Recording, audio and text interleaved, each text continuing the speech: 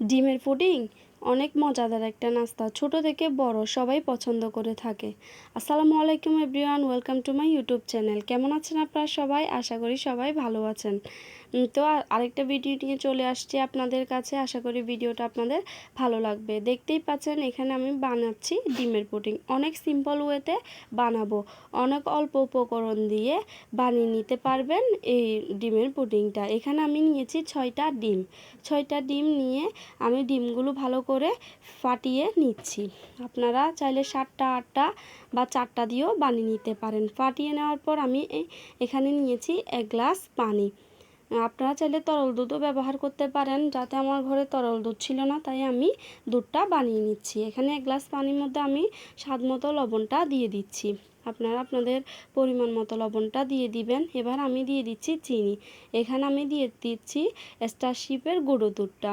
এখানে আমি প্রায় 2 কাপের মতো গুঁড়ো দুধ দিয়েছি।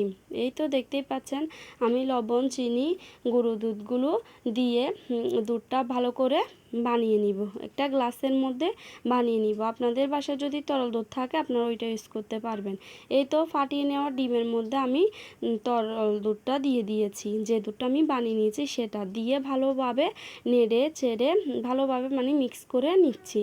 দেখতেই পাচ্ছেন কি সুন্দর করে ভালো করে মিক্স করে নিচ্ছি। এরকম অল্প উপকরণ দিয়ে আপনারাও চাইলে ডিমের পুডিং বানিয়ে নিতে পারেন। এই তো ভালো করে সুন্দর করে আমি মিক্স করে নিয়ে এবার আমি বানিয়ে নিব ক্যারামেল।